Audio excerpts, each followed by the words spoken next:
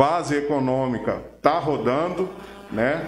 E eu tenho muita fé que Rondonópolis vai atravessar esse momento difícil, como outras crises que nós já tivemos, e nós vamos dar a volta por cima. Mas eu quero falar que é um prazer para mim muito grande, e ali no bate-papo antes a gente combinou de se apresentar, né? Eu sou Tiago, eu nasci em Rondonópolis, inclusive na Santa Casa, né? Um orgulho grande de ter nascido nessa cidade. Construí minha vida escolar aqui, terminei até o 2º grau aqui, depois fiz Direito em Cuiabá, me formei em Direito, fiz pós-graduação em Direito Público e voltei para cá, né? E sempre quis realizar um sonho, 2 sonhos na verdade. Meu pai é engenheiro civil aqui há 40 anos e eu sempre fui apaixonado por construção civil. E eu voltei para cá e comecei a atuar no ramo de construção civil e também comecei a militar politicamente, que eu sempre fui muito simpático à militância política desde pequeno. Então, graças a Deus, as 2 coisas eu fui muito feliz. Tanto na montagem da minha empresa, a gente fundou o grupo TMI, né, liderado por mim, pela minha esposa Patrícia e outros companheiros, mais de 200 companheiros, e a gente hoje, graças a Deus, está se destacando muito no mercado de construção civil por conta da pujança, inclusive, de Rondonópolis.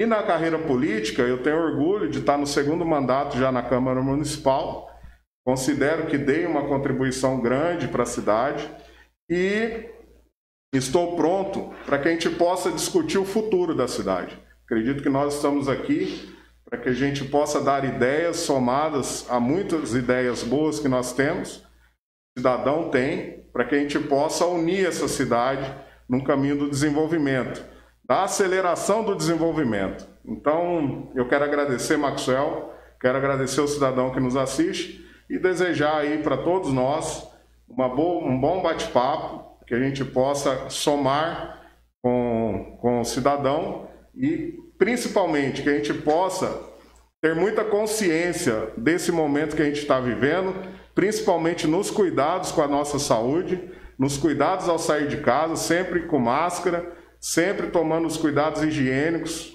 inclusive nos comércios, para que a gente possa evitar o alastramento mais rápido desse vírus. Tá? Obrigado. É isso que eu tinha para dizer na abertura.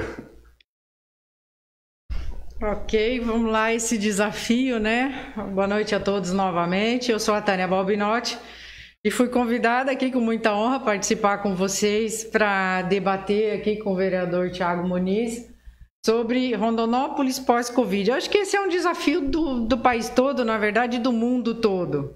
Né? E nesse sentido, é muito bacana, parabenizo vocês aqui por essa iniciativa, né? Acho que a gente precisa mesmo conversar bastante, porque tudo isso é muito novo, né? O Brasil já lida, nossa cidade, nosso estado, nossa cidade Rondonópolis, já lida com dificuldades naturais do dia a dia. Veja bem, a gente já tinha aí problemas com falta de UTI nos picos de necessidade, a gente já vinha em alguns momentos com falta de UTI. E agora veio o Covid, uma situação tão inesperada, a primeira que aconteceu, na verdade não é a primeira, nós já tivemos várias situações no passado, mas é a que hoje tem mais essa comunicação aberta e que está assustando todo mundo.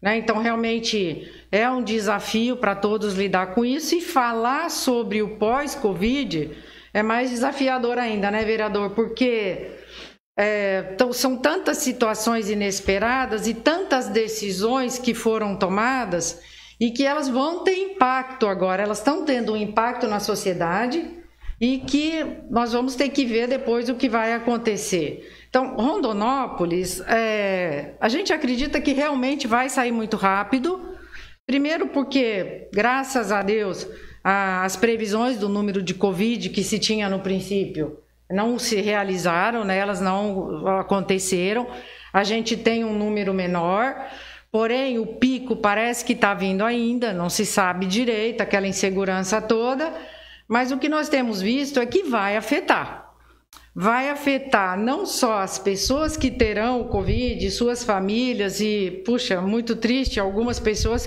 que vêm a óbito, já foram 3 em Rondonópolis, mas vai afetar principalmente a economia. E quando a gente fala economia, nós não estamos falando sobre o âmbito do dinheiro, o que se vai perder, o que a economia vai perder, o que as empresas vão perder, pensando assim no âmbito financeiro, né? Nós estamos pensando nas consequências dessa falta de giro da economia, desses problemas financeiros na vida das pessoas e principalmente na vida daqueles que têm mais dificuldade financeira.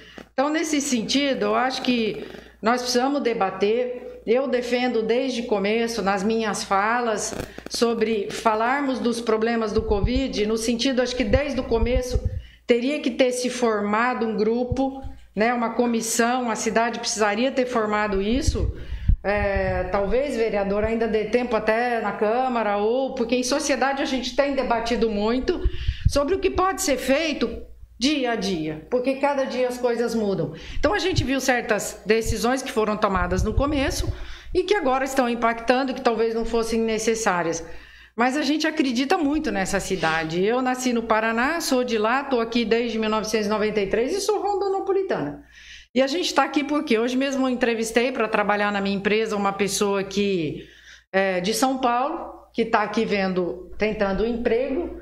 E eu estava dizendo para ele, as oportunidades que tem na nossa cidade, na nossa região, no nosso estado, elas são ilimitadas. Né? Isso aqui é um mundo que é desconhecido por muitos. E nós que estamos aqui sabemos, entende? Que aqui tudo que se faz, as coisas acontecem, aqui as coisas giram mais rápido, né? Então, nesse sentido, a gente acredita que a cidade vai sair sim, e se depender do cidadão, nós estamos vendo aí muitas pessoas se mexendo.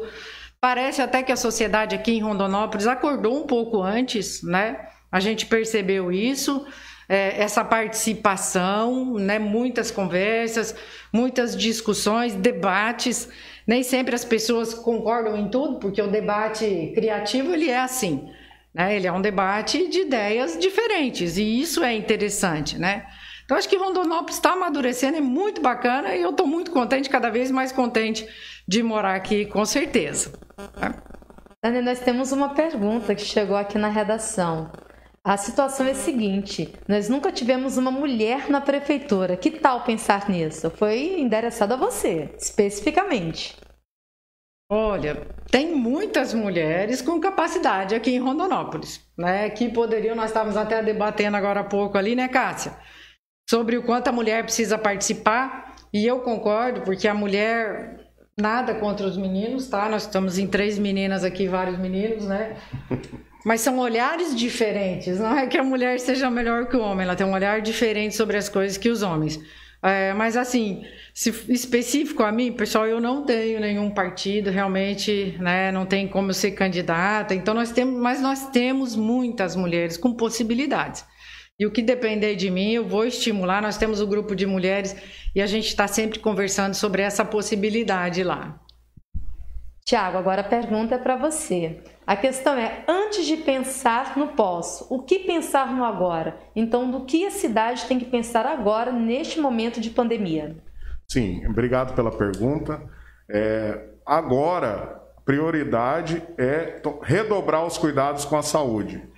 Vejo que isso é muito importante, a conscientização das pessoas, de fazer as medidas de higiene, de exigir as medidas de higiene nos seus locais de trabalho. Por exemplo, lá na construtora a gente disponibilizou todas as normas que foram determinadas pelos entes federados, né, tanto o governo federal como o governo do estado e o município, para que as pessoas se protejam ao ir aos seus trabalhos. Vejo que esse é o método correto agora, as pessoas cuidarem da própria saúde, cuidarem das suas famílias. Aqueles que, obviamente, puderem se limitar e ficar mais em casa, lógico que nem todos conseguem isso, mas aqueles que puderem, fiquem em casa, e aqueles que, eventualmente, não podem, né, tenha cuidado ao ir ao seu trabalho, exija as medidas de higiene corretas do seu empregador e tenha consciência de manter a distância de 2 metros do próximo. Infelizmente tem que ser assim agora, para a gente poder se abraçar depois. Tiago, uma outra pergunta, dessa vez mais direcionada à Câmara dos Vereadores. É o Cássio Ferro quem faz a pergunta. qual é o compromisso de transparência que a Câmara tem com a SEI caso ela seja instaurada? Ela é uma possibilidade. Primeiro, obrigado pela pergunta ao Cássio. Tá? Da minha parte, 100% de transparência. Inclusive, eu assinei a SEI quando eu recebi várias informações oficiais requeridas por outros colegas vereadores e, inclusive, que foram em loco, em vários locais. E eu agi com muita responsabilidade, sem palanque político. Tá? Eu agi na hora que a gente entendeu que amadureceu a questão da abertura da SEI, nós assinamos, eu e mais 10 vereadores, que completam 11, que esse quórum, inclusive, além de ser obrigatório para protocolar a SEI, que já foi protocolada no dia de ontem, ele é o quórum mínimo para que se aprove o início dos trabalhos dessa investigação. Mas nós vamos fazer isso com muita responsabilidade, com muita transparência, com certeza, e sem usar palanque político para denegrir a imagem de A, B ou C. Nós vamos agir tecnicamente e com responsabilidade para dar a resposta que a sociedade espera sobre essas compras agora nesse período crítico de pandemia. Tânia, agora a pergunta direcionada a você. O Boca, do Boca Esportes, ele pergunta sobre a questão do comércio. Que o comércio ele tem sido divulgado, como o comércio de forma geral, como culpado pela propagação do vírus. Qual é a sua opinião sobre isso e a questão do fechamento? Olha, de tudo que a gente tem de conhecimento, que não é muito hoje em relação ao que aconteceu no mundo, o que aconteceu no nosso país e Rondonópolis, nós temos dois grandes desafios, né? O tentar evitar ao máximo a propagação do vírus, e sobre isso a gente não sabe qual o poder que a gente tem, né? Me desculpem, eu tô aqui muito preocupada com a minha máscara, porque é importante, né, a gente manter isso, eu fico tocando aqui. Vejam como é difícil manter, porque eu tô aqui tocando a minha máscara, olha só como é complicado, né? Mas é assim que funciona.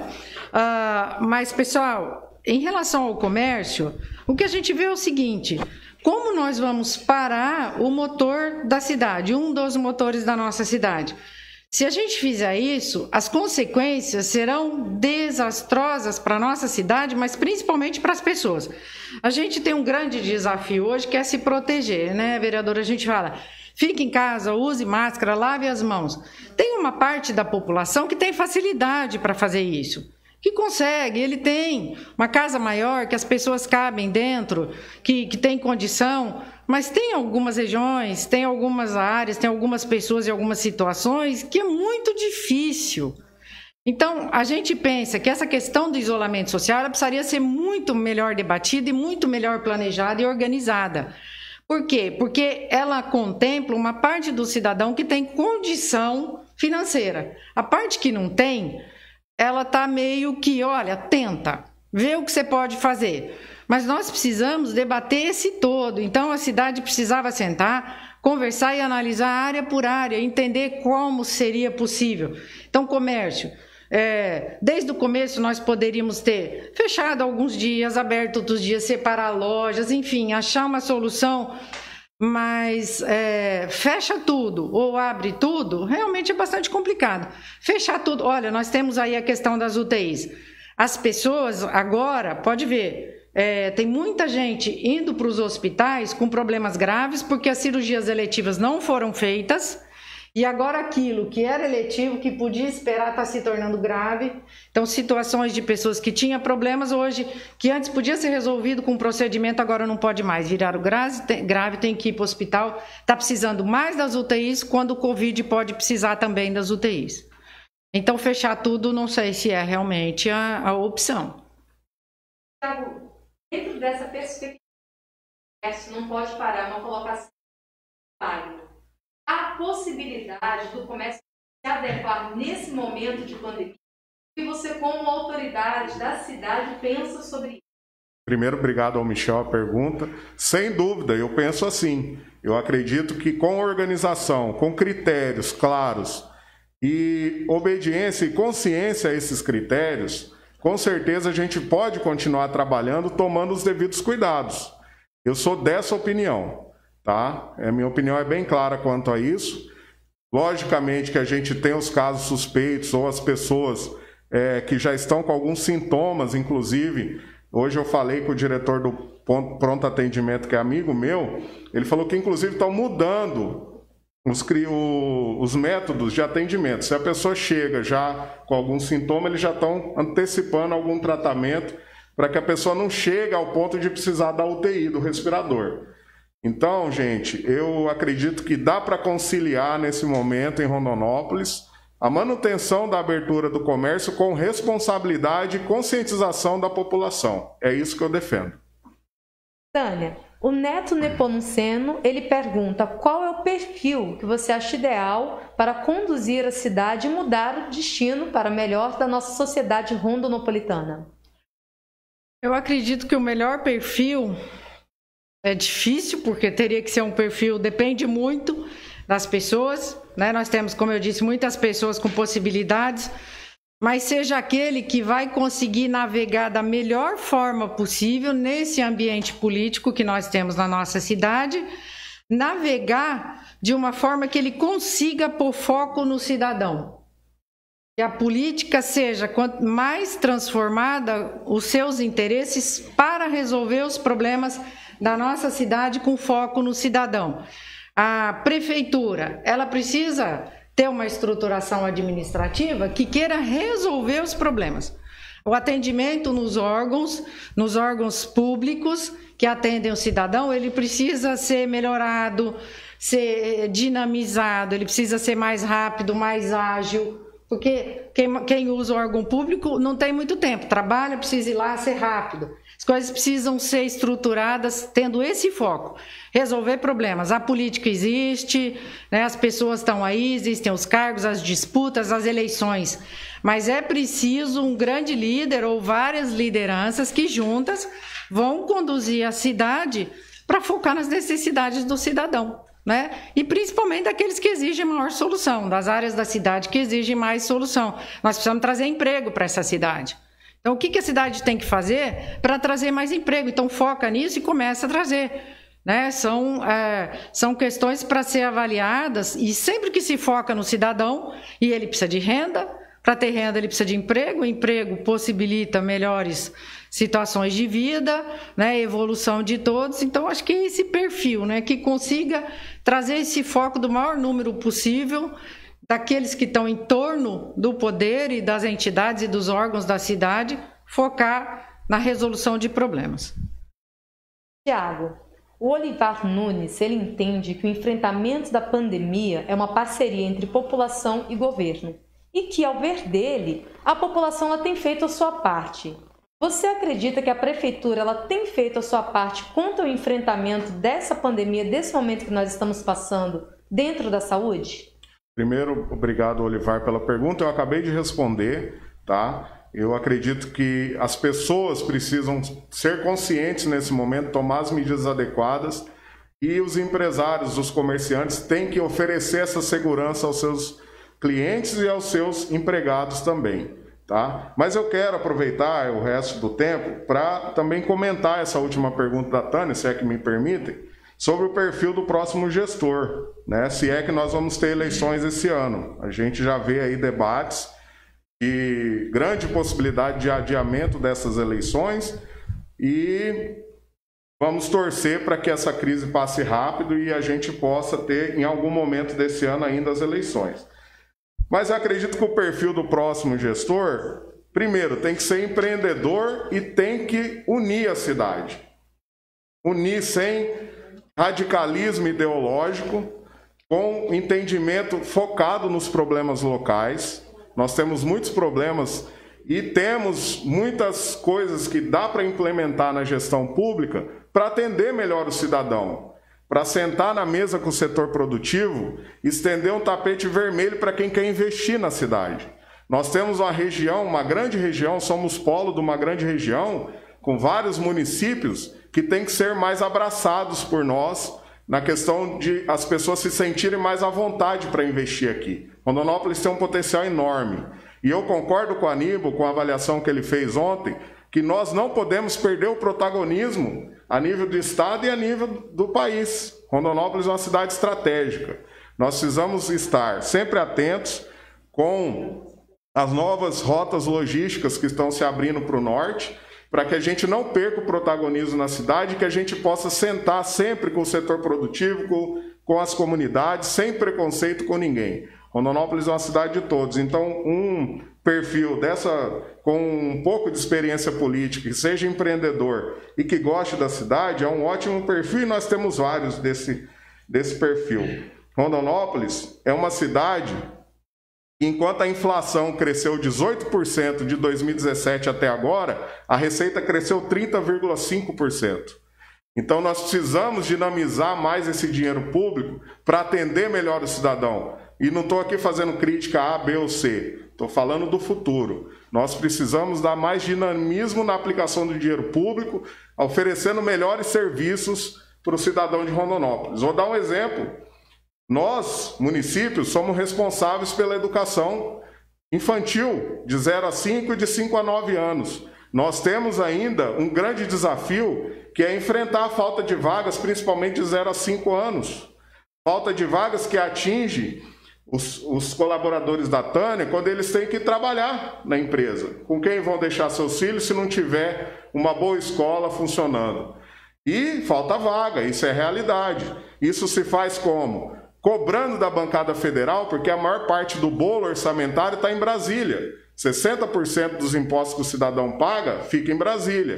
E isso não consegue se resolver sem um programa federal sério. Se é um programa federal, claro, que dê oportunidade para as prefeituras melhorarem o serviço de educação infantil, e isso é uma chave para o futuro. Então, são várias questões, citei uma e ao longo da live vou citar outras, que nós precisamos enfrentar aqui em Rondonópolis e dinamizar mais e dar mais resultado com o dinheiro público. Tânia, você tem se destacado dentro do município como uma das maiores defensoras da Santa Casa, coordena e toma à frente a questão desse grupo de mulheres e de entidades que foi socorrer a Santa Casa em um momento de extrema dificuldade. Hoje, a realidade da Santa Casa é outra, inclusive da questão da quantidade de leitos disponíveis. Então, o que gostaríamos de saber é como você vê essa questão do investimento na Santa Casa, da questão da quantidade de leitos para os que estão ocupados e dessa construção, aquisição e reforma de um novo hospital que está sendo preparado para receber esses pacientes com Covid. A gente realmente, nós temos aí diversas entidades mesmo da cidade, várias outras que inclusive o nosso grupo é um grupo aberto, que pode agregar mais entidades para ajudar. E a Santa Casa, nós percebemos que é um hospital muito bom, muito bem montado e com pouco investimento. Foi isso que foi interessante, porque nós começamos a ver que está tudo muito pronto lá dentro. Então, com pouco investimento do cidadão, a gente conseguiu fazer bastante coisa. Essa questão do Covid, como vocês estão perguntando, Santa Casa está preparada para atender o Covid. Pelo menos para aquela quantidade que se esperava, que se tinha previsão. Hoje, agora, um pouco antes de sair de casa, 6 horas, a gente viu os dados, 50% dos leitos ocupados. Dos 10 leitos, UTI falando, UTI. Então, vejam bem, só 50% hoje. Se precisasse, poderia ir para 20 leitos. Hoje tem 10, o Estado só contratualizou 10, mas podem ser 20 leitos.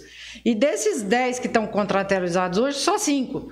Parece-me que dos leitos os leitos clínicos que falam, enfermaria, só 2 pessoas estavam lá. E quando a gente olha para a cidade também, parece que tem 2 leitos de UTI lá no regional, estão ocupados. Então, veja bem, a Santa Casa tem condição de atender hoje, quase que se fosse necessário, praticamente sozinha, o Covid. Por quê? Pela estrutura que ela já tinha, por esse trabalho que foi feito de recuperação, de reestruturação e com pouco dinheiro. Muito pouco dinheiro, considerando o que é hospital e qual o gasto de hospital. E teve lá, muita gente se juntou, vários empresários, outras pessoas doaram, cada um doou um pouquinho, e a Santa Casa conseguiu fazer isso quase que sem custo para ela. Comprou os respiradores barato, um pouco mais caro do que estava no começo do ano, né? Porque as empresas subiram, mas conseguiu comprar a R$ 75. Então, veja, ela conseguiu montar uma estrutura com pouco custo, pessoal. Então, a gente fica se perguntando, a maternidade, por exemplo, está funcionando muito bem na Santa Casa. Não é uma questão de porque é a Santa Casa e o nosso grupo defende, tem que ser a Santa Casa e não outro hospital. É que ele já está montado. E ele é barato no sentido assim, ele está montado e ele funciona, ele presta um bom serviço com pouco investimento. Para que gastar mais dinheiro no cidadão numa área que não é necessária? Gaste em outra coisa, porque existem outras áreas que estão precisando muito. Então, esse é o sentido desse trabalho nosso. O Carlinhos Hilari, ele quer saber o que você poderia dizer sobre uma possível parceria entre a Prefeitura de Florianópolis e o 18º GAC na questão de investimento dessa. Veja bem, eu sou um adepto a parcerias. Tudo que for parceria boa para a cidade tem meu apoio. Inclusive, quero aproveitar essa pergunta, agradecer e dizer da parceria com a Santa Casa. Acredito que está sendo feito um bom trabalho na Santa Casa.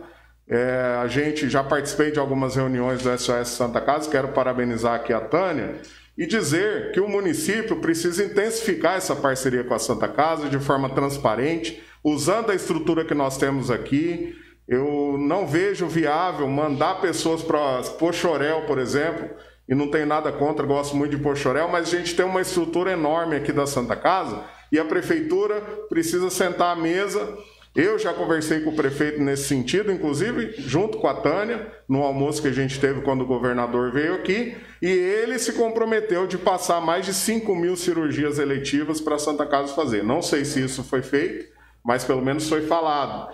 Se não foi feito, precisa ser feito. Quando passar esse momento crítico da pandemia, o município precisa intensificar essa parceria com a Santa Casa. Eu sou um adepto das parcerias e acho que isso é muito saudável para a nossa cidade. Mas também eu tenho que fazer justiça com a questão do investimento na saúde por parte do município. Rondonópolis investe mais de 30% do orçamento em saúde. E a gente precisa colocar aqui, e não é culpa desse governo atual, mas vem desde 2002, a defasagem na tabela SUS fez com que a competência de investimento na saúde, que é 50% da União, 25% do Estado e 25% do município, se invertesse. Hoje, com a defasagem da tabela SUS, o município investe sozinho mais de 60% desse bolo que era de competência da União, que é responsável pela alta complexidade, e do Estado, que também é responsável pela alta complexidade, alta e média complexidade. O município é responsável pela saúde básica, pelos PSFs, pelo pronto atendimento e pelo SAMU. Então, nós precisamos fazer justiça. Claro que o cidadão precisa ser melhor atendido sempre. Eu sou um defensor que o cidadão sempre tenha tapete vermelho estendido para entrar no órgão público, para entrar no pronto atendimento, principalmente que cuida da saúde quando ele está num momento difícil. Então, o atendimento precisa melhorar sempre, mas nós precisamos fazer justiça com os investimentos públicos feitos na área da saúde pelo município. Aliás, quero aqui fazer justiça e o Zé do Pátio está investindo menos percentualmente do que o prefeito Percival investiu. Ele tinha um menor orçamento e investiu a percentual maior quando ele foi prefeito da última vez, só para complementar a resposta. Certo. Tânia, que nós temos uma pergunta do Olivar Nunes. Ele pergunta, como você vê as declarações do prefeito feitas na Câmara quando ele afirmou, abre aspas, agora eu vou fazer tudo através de licitação e se as pessoas sofrem por isso, eu vou responsabilizar todos os que estão cobrando, fecha aspas. Olha, me parece que comprar pelo menor preço possível é a obrigação de uma estrutura governamental, seja a prefeitura, o estado ou o país, né? Então, as compras sem licitação que foram feitas aqui nos preços que nós estamos vendo, elas me parecem um pouco fora da realidade.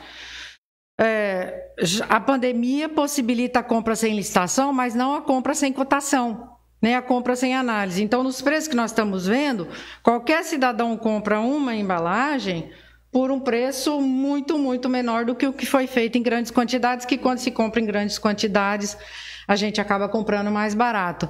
Então, eu não consegui entender essa fala do senhor prefeito aí, porque, assim, não é porque ela é sem licitação que eu posso pagar qualquer coisa, né, que qualquer um oferece. Então, nesse sentido, eu acho que não é a justificativa e não adianta, assim, também querer jogar para cima do cidadão. O cidadão quer que o gestor público faça o melhor possível e pelo menor valor. Isso ele vai esperar sempre, porque o dinheiro do município é o dinheiro do cidadão, é um dinheiro muito suado.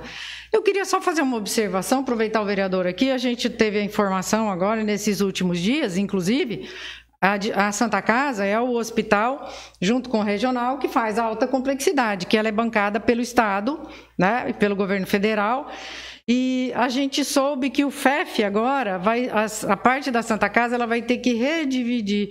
Então está indo uma parte para Poxoréu agora, né? Está vindo uma pequena parte que não vinha, um pouquinho a mais para o Paulo de Tarso, e está sendo tirado do FEF esse ano, vai ser em torno de 2 milhões e alguma coisa, retirados da Santa Casa, que já tem as dificuldades, né? E infelizmente nós tivemos essa notícia, 2 deputados da nossa região aqui parece que votaram a favor disso aí, e, né? A gente fala porque nós que estamos do outro lado, para a gente são nossos líderes que estamos lá, né? Que estão lá, né, Tiago?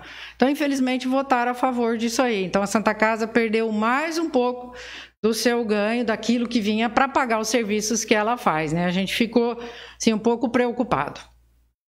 Tiago, o Neto Nepomuceno, ele quer... Você acha que Rondonópolis, arrecadando quase 1 bilhão por ano, não está muito aquém do que merece? Sim, eu inclusive, obrigado Neto pela pergunta, eu inclusive acabei de citar aqui esse assunto. Agora nós precisamos lembrar, e para fazer justiça com os municípios, não só com Rondonópolis, que de cada R$100 que o cidadão paga de imposto, 60 vão para a mão do governo federal. 27 ficam na mão do Estado e o resto, que é a menor parte, na mão do município. Então, os municípios, eles precisam da mão dos entes mais fortes na questão financeira. Então, eu acredito que Rondonópolis teve, sim, um incremento de orçamento muito grande, concordo com o Neto.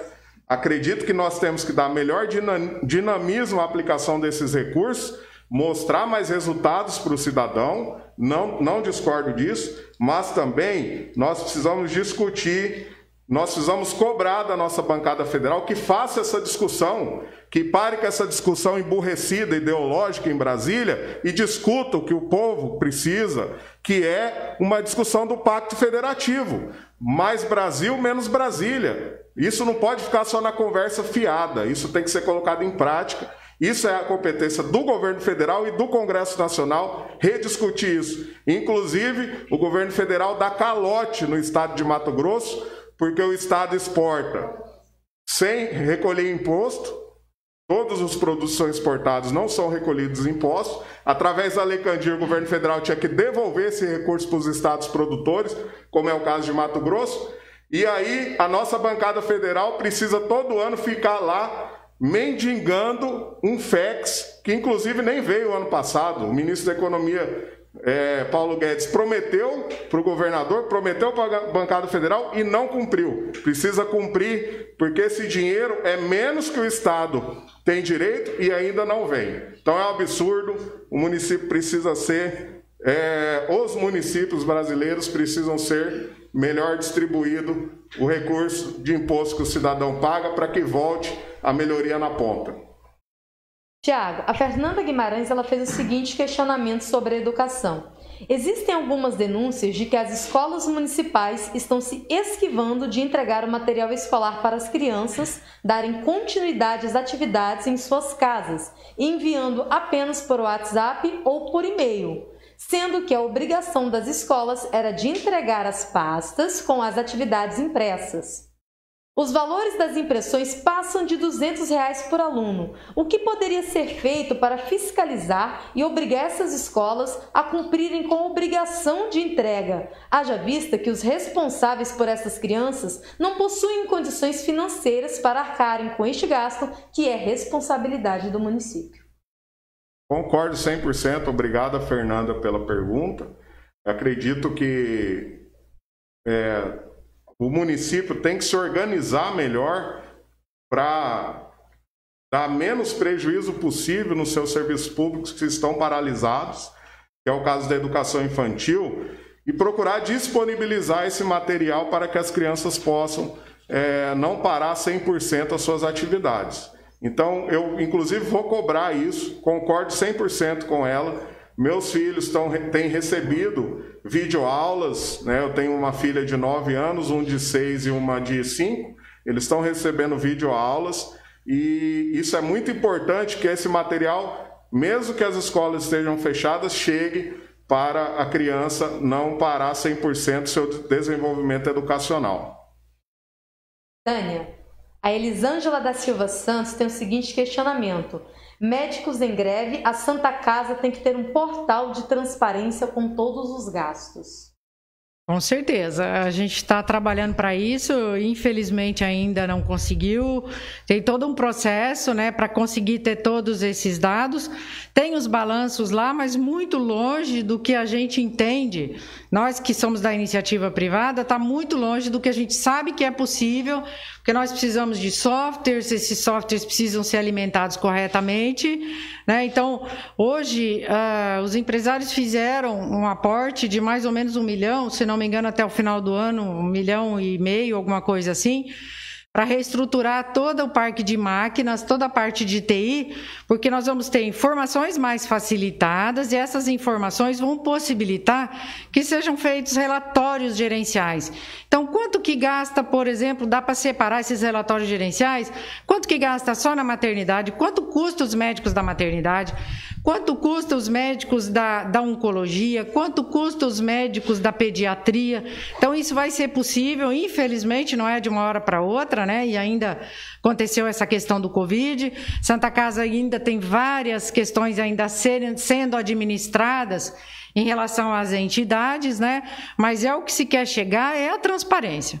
É o que a gente defende, a transparência, não só na Santa Casa, mas também nos hospitais públicos, né, onde aquela entidade, aquele órgão que lida com dinheiro público realmente precisa mostrar. A gente tem informações, já a gente sabe lá que os preços caíram, né? Mas isso realmente precisa ser comprovado. Nós temos feito reuniões a cada 3 meses, 4 meses, agora com a questão do Covid nós não fizemos a última ainda, né? Onde a gente mostra todos esses dados para tentar dar essa transparência, o mínimo por enquanto, né? Tiago, o Hernando Cabral questionou por que os vereadores só tomam posição contra o prefeito após pressão popular. Obrigado, meu amigo Hernando, pela pergunta. Grande presidente da nossa Associação Comercial de Rondonópolis. A política é movida à pressão popular. É natural que as pessoas democraticamente exijam dos seus representantes aquilo que está aflorado no debate social, principalmente em ano eleitoral. Agora, as instituições têm que ter responsabilidade de fazer as coisas na hora certa, com as provas oficiais, com os documentos oficiais e sem medo da verdade. Se alguém tem rabo preso com o prefeito, não é esse vereador. Não me elegi na chapa dele, não apoiei, só que também não quero fazer palanque eleitoral com uma coisa tão séria que são os investimentos na saúde. Vou apurar a fundo o que aconteceram nessas compras e se tiver alguém que deva, vai ter que pagar. Eu espero e desejo, porque isso é uma coisa que não é confortável para ninguém, ter que investigar ninguém, mas eu espero que não tenha nenhuma irregularidade, porque se tiver, vai ter que prestar contas à sociedade. Aliás, Hernando, para cada R$1 que é investido no Brasil, tem 3 para fiscalizar. Tá? Tem Ministério Público, Estadual, Federal, Tribunal de Contas, Poder Legislativo, Tribunal de Contas da União e por aí afora. Tá? Então, os recursos públicos têm uma lupa muito grande em cima, não tenha dúvida disso, e nós vamos fiscalizar com responsabilidade. A Tânia solicitou uma réplica, vamos conceder o tempo de 2 minutos. Sim, me desculpe a pessoa que fez a pergunta anterior lá sobre a Santa Casa, médicos em greve. Na Santa Casa hoje não tem mais essa situação, isso já se regularizou há bastante tempo, né? Ali não tem greve, tá? Não sei se talvez esteja acontecendo em algum outro hospital aí da cidade, em algum outro, mas realmente não é na Santa Casa. Eles estavam a receber há muito tempo, isso no ano passado, mas hoje, praticamente, tudo já foi sanado, estão recebendo em dia, né? Na verdade, a gente fez aquele acordo com eles, onde todos os médicos deram 20% de desconto e essa questão foi resolvida. Nós temos agora aqui uma pergunta para ambos, que é da Fernanda Guimarães. Qual é a opinião de vocês acerca do protocolo do uso da cloroquina no início do tratamento? Um minuto. Pode? Posso falar? Pessoal, sou farmacêutica bioquímica, eu já não atuo há bastante tempo, né? Hoje eu estou na área de gestão, mas eu atuei bastante em farmácia. E essa é uma questão para os técnicos, né? O pessoal lá, eu imagino que o presidente esteja lidando com vários técnicos, que eles estejam lá dando informação, se eles acham que tem que usar, e se há uma possibilidade, não tem por que não usar. Né? Até porque está demonstrando aí várias informações que a gente tem que é um medicamento que ele dá bons resultados no início do tratamento. Então eu vejo assim aqueles debates no grupo, eu pessoalmente nunca entrei com uma mensagem numa rede social para ser a favor ou contra. Eu que sou farmacêutica, eu não me sinto nessa... Não é necessário nós fazermos isso enquanto cidadão, eu concordo ou eu discordo. Porque nós achamos na pesquisa, muitas pesquisas dizendo sim, outras dizendo não, mas deixa algumas pessoas decidirem. E eu acho que no momento que a pessoa está internada, que ela estiver no UTI, eu acho muito difícil o médico chegar e falar, vamos usar, e ele diga, não quero. Mas todo mundo tem o direito de não querer. Então, é só fazer um documento, assinar e falar, não, eu não quero usar cloroquina. Eu posso estar às vias de fato, minha doença ficando grave, e eu não quero.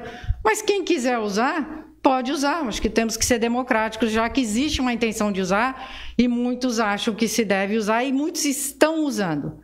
Nós vemos aí pessoas falando contra, e que a gente sabe que eles usaram em seus tratamentos. Olha, Fernanda, obrigado pela pergunta, mas eu, assim... Não sou obrigado a responder tudo, não sei de tudo e não sou médico, não vou opinar sobre esse assunto. Leio muito, vejo opiniões de vários pensamentos, mas não quero opinar assim minha opinião pessoal, porque eu realmente não entendo daquilo que se está falando e eu não sou de opinar sobre aquilo que eu não tenho profundidade do tema. Obrigado pela pergunta. Acho que para isso, acho que tem os médicos, né? Exatamente. Se a gente fica doente, a gente vai para o hospital e a gente fica internado, e quem define o tratamento é o nosso médico. Então a gente confia neles e eu acho que é por aí. Trazendo agora para a nossa realidade atual de Rondonópolis, após o fechamento do comércio, foi reaberto, tivemos um aumento expressivo do número de casos. Em diversas cidades se fala sobre o lockdown. Então, eu gostaria de saber de ambos como que vocês veem neste momento a questão do isolamento social.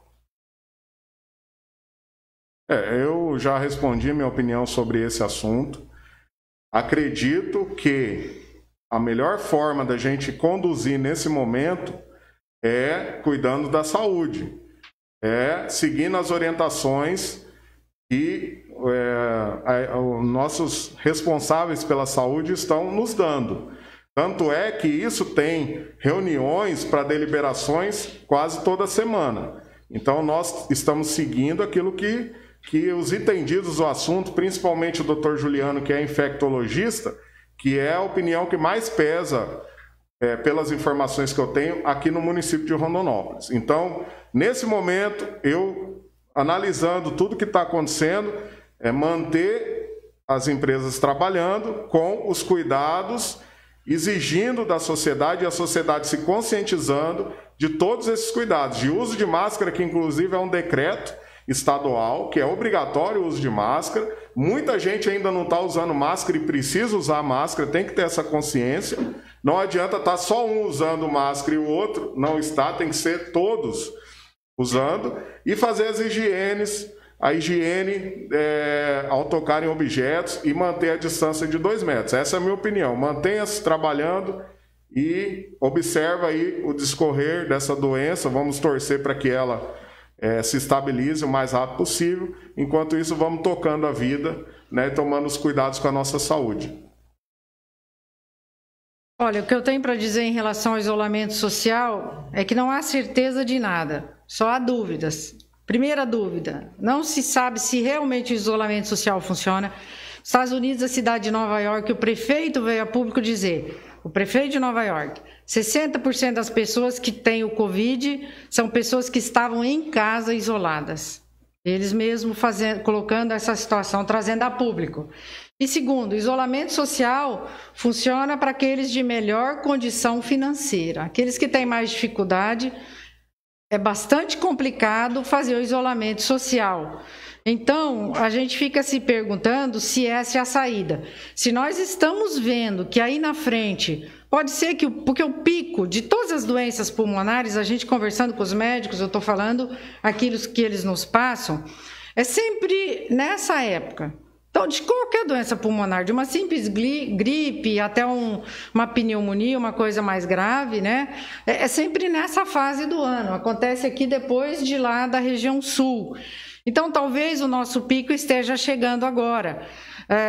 Então, não sei se o isolamento social vai segurar alguma coisa, eu não acho que seja por aí, pelo menos não no modelo que foi feito até agora, se comprovou isso no mundo inteiro. Né?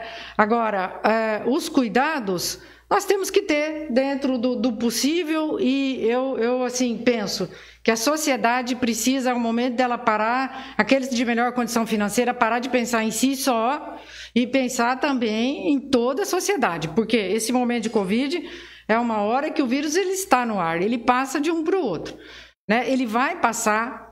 70%, 80% de nós vai ter o Covid, porém ele vai se manifestar em pouquíssimas pessoas. Né? Algumas vão para o hospital, algumas terão UTI, precisariam de UTI, e algumas, infelizmente, podem vir ao óbito, principalmente pessoas com outras doenças, né, que são as comorbidades, a pessoa que tem uma doença grave, um diabetes grave, um problema de coração, doenças que afetam o sistema, né, a circulação, principalmente. Eu não sou da área, teria que estar um médico aqui falando. Mas realmente se tem a dúvida, e eu fico muito preocupada, porque eu sei que por uma parte da sociedade não há como fazer isolamento social, pelo menos não como pregado desse jeito aí. O taxista Eliseu Nascimento, que está nos assistindo, ele quer saber qual a opinião de vocês sobre a possibilidade de transformar a Santa Casa em um hospital universitário, já que nós temos um ótimo curso de medicina na Universidade Federal de Rondonópolis. Então, é muito bacana responder essa pergunta, porque a Santa Casa já está com vários universitários lá, né? O pessoal da universidade já estão fazendo, tem os estagiários que já existiam e agora o pessoal que está fazendo como fala, depois que se forma, né? Desculpa, a residência. Então, nós já temos diversos médicos ali que se formaram na universidade fazendo residência e a tendência agora é aumentar, inclusive abrir para outras regiões da cidade. É bacana, para eles é muito bom, segundo eles nos passaram, porque a Santa Casa atende todo tipo de caso, né? Ela atende diversas especialidades, só não atende o trauma, que fica com o regional, e a neurologia, mas também tem a neurologia na Santa Casa, então é muito bom pro médico, né? Porque ele consegue ter essa visão ampla. Eu acho que é uma parceria do ganha-ganha. Tanto a UFR, que foi um trabalho muito grande da nossa bancada federal, destaco aqui o senador Wellington, e inclusive da CIR, representado lá pelo Valdir, da Andreatos, que trabalhou muito, e outras lideranças. E graças a eles hoje tem a emancipação aqui do nosso campus, que virou independente de Cuiabá, e tem o curso de medicina, que também foi uma luta muito grande de várias pessoas, da Câmara Municipal, de todas as lideranças políticas. Essa parceria educação-saúde pode nos transformar no futuro próximo num polo educacional devido à potência que nós temos na cidade, tanto da Universidade Federal como das universidades privadas, e da Unemat, que é uma luta de outras lideranças que está aí a fins de se instalar aqui, e também da saúde, que nós temos a Santa Casa como um hospital, pelo menos eu tenho, como uma potência de hospital, né? Eu acredito que a Santa Casa ela pode dar ainda muitos frutos para a cidade de Rondonópolis, para a região sul. Basta a gente ter uma discussão transparente, sentar todos na mesa, sem quina, sem lado político, e sim o lado da saúde do povo. Santa Casa e o FR é um casamento perfeito e a gente pode se beneficiar muito disso ainda. Tiago, o Jorge Soares pergunta: como você vê a situação dos parques industriais, onde encontram-se sem infraestrutura viária, sem asfalto ou com asfalto sem possibilidade de trafegar devido à quantidade de buracos? É uma lástima. Quero agradecer ao Jorge. Tá? Nós temos distritos industriais que nos dão vergonha. Nós temos, infelizmente, o que foi feito até hoje foi do jeito que deu. Eu não defendo esse modelo. Eu defendo o modelo de uma PPP para atender os distritos industriais, inclusive os futuros, onde a prefeitura, o poder público entra com uma parte e a outra parte faz parceria com os empresários. Fazer um distrito industrial decente. Todos os distritos industriais foram criados aqui, foram criados sem infraestrutura. Inclusive, o distrito industrial, o último que foi criado, que foi o distrito Razia e o distrito da Vila Operária, totalmente sem infraestrutura. Tá? Inclusive, vários terrenos ficaram obsoletos em muito tempo. A gente entende que é um processo de atração de indústrias, mas eu vejo que a principal gargalo da gestão pública municipal hoje é a falta de uma conversa mais franca com a classe produtiva da cidade, com a classe produtiva do país e até do mundo, porque aqui nós somos os olhos do mundo pelo potencial que a gente tem. Nós temos potencial para crescer muito mais, para acelerar o nosso desenvolvimento, para gerar mais emprego, para facilitar a implantação de empreendimentos importantes na cidade. A prefeitura tem que ser uma porta aberta do empreendedor. O empreendedor tem que ser recebido pelo prefeito com o tapete vermelho, assim como os comunitários. Mas o empreendedor vai gerar emprego para que as pessoas de Rondonópolis possam ter uma qualidade de vida melhor. Está faltando isso. Já falei para o prefeito. Está capenga essa questão e nós precisamos organizar isso. Olha só, no momento nós temos mais de 100 pessoas nos acompanhando ao vivo. Tem muitos parabéns, como o Valmir Campos Batista. Parabéns ao Tiago e à Tânia. Excelente o conhecimento de ambos. Duas pessoas importantes para a sociedade rondonopolitana. Debate de alto nível. As pessoas estão parabenizando e aqui nós gostaríamos muito de agradecer a quem nos acompanhou, quem participou. Sabemos que o tempo foi curto, tivemos que escolher dentro de várias perguntas que falaram. Agradecer especialmente aos patrocinadores, a CIR, a Proflora, a TTO, TMI, Operário Materiais de Construção, Perpétuo Socorro, foi corrigida. E aqui eu gostaria de deixar 5 minutos a considerações finais de cada um de vocês, agradecer pela presença, pelo nível do debate, extremamente esclarecedor, de muito alto nível e que foi acompanhado e com certeza influenciou e impactou a nossa sociedade. Tânia, suas considerações finais em 5 minutos.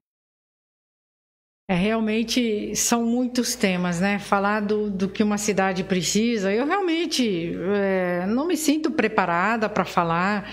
É que nós começamos a participar, você começa a debater, tomar conhecimento de informações e terem visões, mas é realmente desafiador.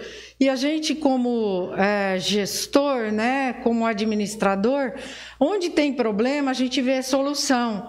Então, Rondonópolis tem muito que pode ser feito ainda, a cidade pode evoluir bastante e, principalmente, ela vai evoluir quando todo mundo tiver uma porta de entrada para a evolução, uma possibilidade de evolução.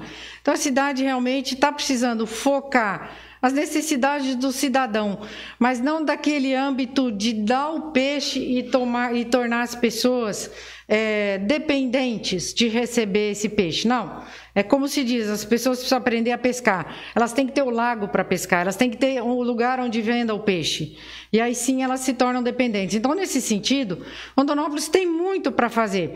A classe empreendedora, teve uma pergunta aí sobre os distritos industriais. A gente sabe aí, Rondonópolis, o pessoal batalhou muito para trazer uma verba federal para os distritos, né? O vereador estava até falando do quanto imposto a gente paga e que muito vai para o governo federal. E então nós vimos essa verba vir, infelizmente parece que, eu não sei direito, mas parece que ela não vai ser usada nos distritos industriais. E ali é uma grande possibilidade de evolução, porque empresa traz emprego, eu trago empresas, tem as que estão aí, eu já estou aqui, nossa empresa está aqui muitos anos, mas vamos abrir para mais empresas. Mais empresas trazem mais treinamento para as pessoas, elas evoluem, elas conseguem empregos melhores, ou elas montam a sua empresa, abrem possibilidades. Então, só tem possibilidade de melhoria na nossa cidade. Está tudo errado? Não, não está tudo errado. Então, vamos esquecer tudo que foi feito no passado e destruir tudo? Não, pelo contrário. Né? Vamos começar de onde nós estamos, agradecendo tudo que foi feito no passado, que esse prefeito está fazendo, que outros já fizeram, vereadores, mas assim, nós estamos vendo aí um momento onde estão vindo as transformações digitais, elas estão agora batendo a nossa porta. O Brasil, infelizmente, ele sempre esteve atrasado, e parece que nessa área também, nós estamos aí com problemas básicos ainda, tentando resolver problemas básicos, e as transformações digitais estão vindo. Elas são desafiadoras, às vezes amedrontadoras, mas elas abrem novas possibilidades para a nossa cidade, para o nosso país. Então, Rondonópolis tem um povo, eu trabalho com a área de recursos humanos, né? Eu trabalho com desenvolvimento de pessoas. E alguns me perguntam às vezes, mas Rondonópolis tem mais dificuldade de contratar pessoas? Não, não tem mais dificuldade. Aqui não é pior que nenhuma região, eu já trabalhei em outras regiões com pessoas, não, mesma coisa, o Brasil inteiro tem pessoas inteligentes, o brasileiro é capaz de tudo, tem possibilidade de aprendizado, é só ter um ambiente para isso. Então nós precisamos, acho que Rondonópolis um pouco que precisa ser trabalhado é esse ambiente de perseguir a evolução, né? De perseguir a melhoria para todos. É isso que eu percebo assim, acho que o meu tempo já está acabando, é isso? Aqui a gente fala bastante, acho que vai ser pouco e no fim é bastante, né? E vocês até me perguntaram sobre o perfil, né, de um prefeito, foi isso, Cássia, que você perguntou? Vereador.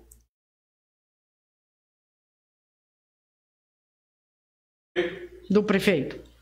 O vereador, está aqui o nosso vereador, né, o Thiago Muniz, e realmente a gente cobra do vereador que fiscalize o trabalho do executivo, não é isso? Sem dúvida. Fiscalize, acompanhe de perto, igual agora há uma dúvida sobre o valor pago nas compras, os vereadores realmente têm mais que investigar, esclarecer, se não houver nenhum problema, vai ficar tudo claro. Então, acho que essa é a função do vereador, fácil não é, nada é fácil, e o prefeito tem que ser um grande líder.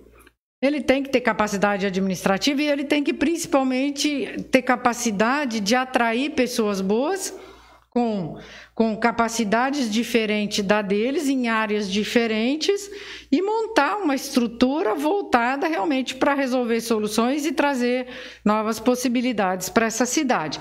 Nenhum prefeito vai fazer nada sozinho, não vai resolver nada também no primeiro ano, né? Agora, ele precisa, o que é preciso é estar evoluindo, o cidadão está vendo, não pode assim, só no último ano, em véspera de eleição, as obras começarem a andar. Não, elas precisam andar o ano inteiro. Eu sempre brinco que deveria ter eleição para prefeito todo ano. Talvez para presidente, para vereador. Porque daí no ano de eleições as coisas tendem a acontecer mais. Mas o cidadão precisa que o Estado faça a função dele o ano inteiro. Né? Aliás, o Estado é um peso, o Estado, a estrutura do Estado, a estrutura do município, a estrutura do governo federal é um peso para o cidadão.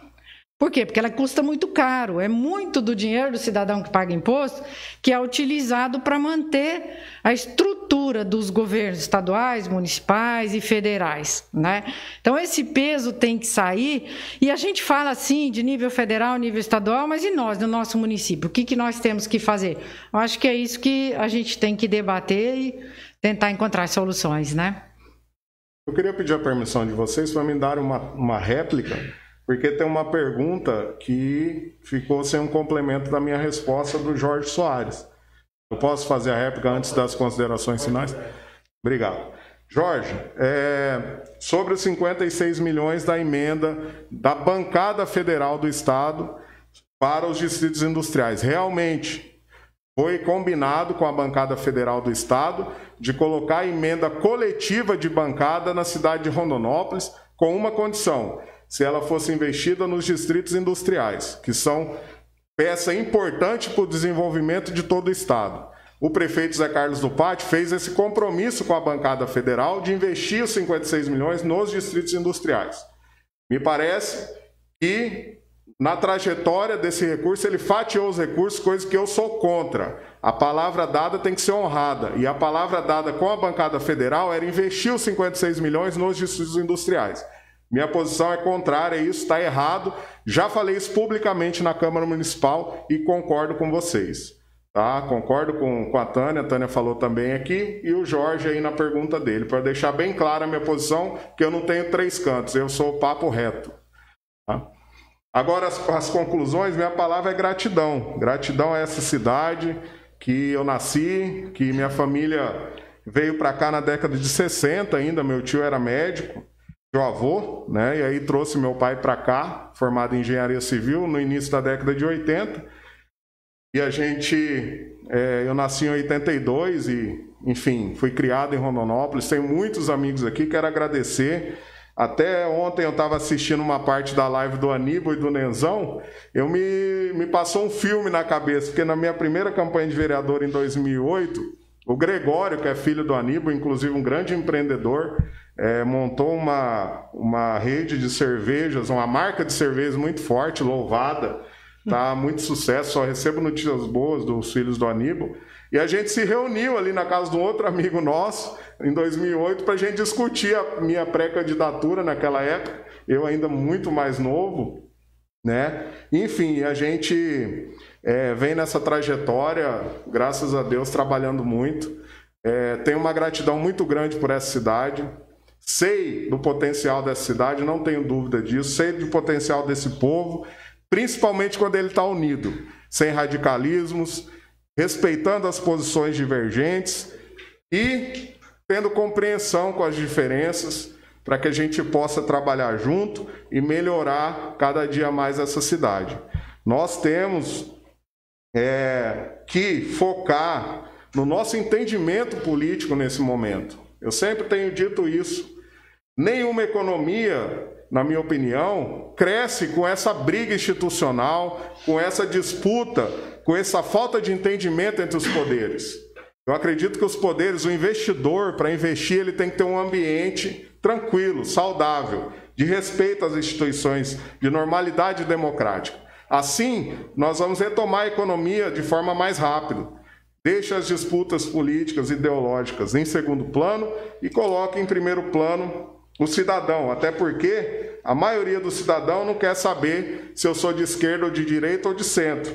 Ele quer, no caso de um prefeito que seja eleito, que ele trabalhe para a melhoria dos serviços públicos que chegam na porta dele. Então, Rondonópolis ainda precisa de muito asfalto, ainda precisa melhorar muito sua saúde.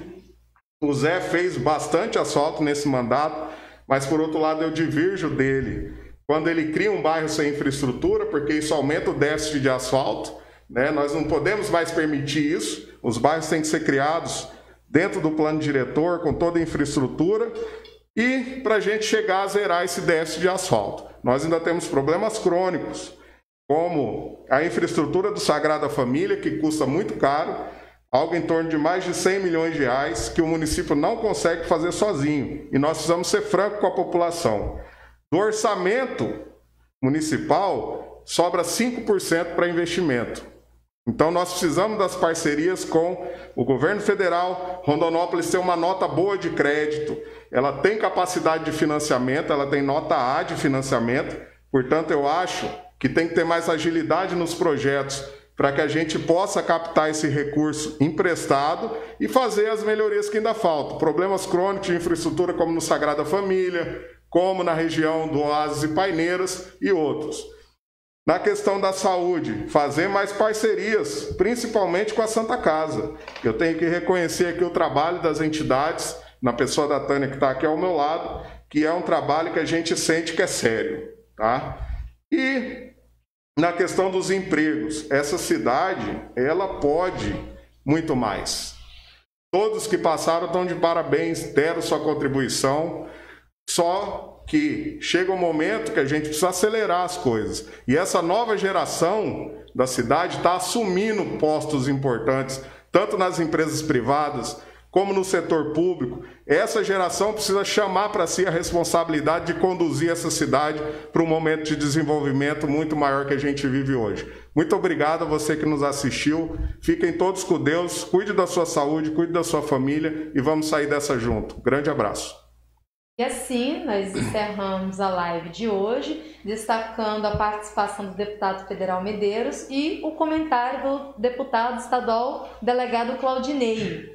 Muito bom ouvir o vereador como representante da classe política municipal e a empresária Tânia, representando a sociedade. Uma boa noite e até a próxima. Obrigado. Foi ótimo.